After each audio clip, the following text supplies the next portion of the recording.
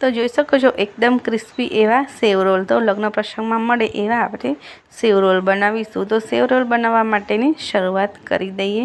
તો એકદમ સરસ એવા સેવ રોલ જોઈને જ ખાવાનું મન થઈ જાય અને મોંમાં પણ પાણી આવી જાય। તો તેની શરૂઆત કરીએ। તો સૌપ્રથમ મેં અહીં વર્મિસેલી લીધી છે। તો આ પ્રકારની વર્મિસેલી તમને કોઈપણ શોપ પર મળી જશે। તો એને એકદમ સરસ એવા કટકા કરી લેવાના છે અને અહીં મેં 2 ગાજર લીધા છે જેને પણ રફલી ચોપ કરી લીધા છે અને સાથે જ વટાણા એડ કરીને એકદમ પેસ્ટ બનાવી લેવાનું છે। તો તમે આ પ્રોસિજર મિક્સરમાં પણ કરી શકો છો અને સાથે જ હવે આપણે થોડું તેલ મૂકવાનું છે 1 થી 2 ચમચી જેટલું અને જે ગાજર અને વટાણાની પેસ્ટ બનાવી હતી એને થોડી સાંતળી લેવાની છે। તો લગભગ 10 થી 15 મિનિટ સુધી આ પેસ્ટને સાંતળવાની છે। તો એકદમ સરસ ચડી જાય ત્યાં સુધી આપણે એને સાંતળવાની છે અને આ પેસ્ટમાં કોઈ જ મસાલા એડ કરવાના નથી, ફક્ત પકાવવાની છે। તો બસ આ રીતે આપણે પેસ્ટ પણ સરસ રીતે પકવી લઈશું અને કઢાઈ છોડે એટલે આપણી પેસ્ટ પણ રેડી થઈ ગઈ છે। તો હવે અહીં બટાકા લીધા છે જેને મેં બાફી અને ક્રશ કરી લીધા છે। તો સાથે જ મેં ગરમ મસાલો લીધો છે 1 મોટી ચમચી, અડધી ચમચી આમચૂર પાવડર, 1 ચમચી ધણજીરું પાવડર, અડધી ચમચી જેટલો હળદર પાવડર એડ કર્યો છે, અડધી ચમચી જેટલું લાલ મરચું પાવડર પણ એડ કર્યું છે અને કોર્નફ્લોર એડ કર્યો છે।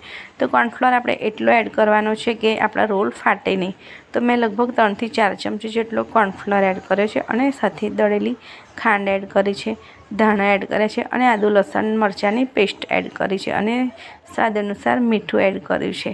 તો બધા જ મસાલા સરસ રીતે એડ થઈ જાય પછી આપણે જે ગાજર અને વટાણાનું મિક્સચર રેડી કર્યું હતું એ એડ કરી દેવાનું છે। તો બસ હવે બધા જ મસાલા એકદમ સરસ એડ કરીને સારી રીતે બધા મિક્સ કરી લેવાના છે અને એક લોટ બાંધ્યો હોય એવું લોટ બાંધી લે એક લોટ બાંધીએ એ રીતે આપણે એને મિક્સ કરીને ગોટો બનાવી લેવાનો છે। તો બસ બાંધીને સરસ આપણે જોઈ શકો છો બંધાઈ ગયો મસાલાનો। તો હવે તેલડો હાથ કરી અને તમને જે રીતના રોલ ભાવતા હોય એ રીતના તમે રોલ બનાવી શકો છો।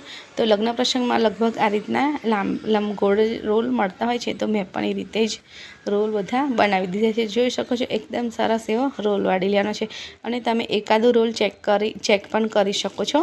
તો બધા જ રોલ વાળી લેવાના છે અને અહીં મેં કોર્નફ્લોર લીધું છે અને થોડું મીઠું એડ કર્યું છે અને આપણે એક સ્લરી રેડી કરવાની છે। તો થોડું પાણી એડ કરતા જઈ આપણે કોર્નફ્લોરની સ્લરી બનાવવાની છે। તો રોલ પણ રેડી થઈ ગયા છે, સ્લરી પણ રેડી છે અને સેવ પણ તોડીને રેડી થઈ ગઈ છે। તો હવે બધું જ રેડી છે। તો હવે આપણે એક રોલને લેવાનો છે, કોર્નફ્લોરની સ્લરીમાં ડીપ કરવાનો છે અને સાથે જ સેવમાં ડીપ કરવાનો છે અને સાથે તેલ પણ ગરમ કરવા મૂકી દીધું છે મેં। તો ડીપ કરી અને સીધું આપણે તેલમાં એડ કરવાનો છે। તો મીડિયમ ફ્લેમ પર જ આપણે એને તળવાના છે, બહુ હાઈ ફ્લેમ પર નહીં અને બહુ લોઅર ફ્લેમ પર પણ નહીં।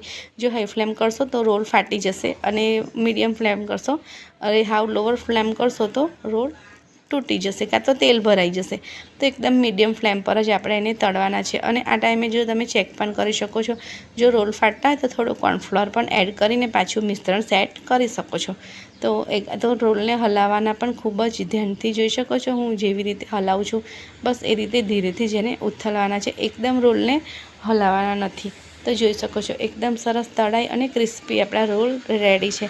તો એકદમ સરસ એવા રોલ બને છે અને ખાવાની પણ ખૂબ જ મજા આવે છે અને રોલ ઠંડા કે ગરમ બંને રીતે તમે ખાઈ શકો છો। તો હવે આપણે રોલને સર્વ કરીશું।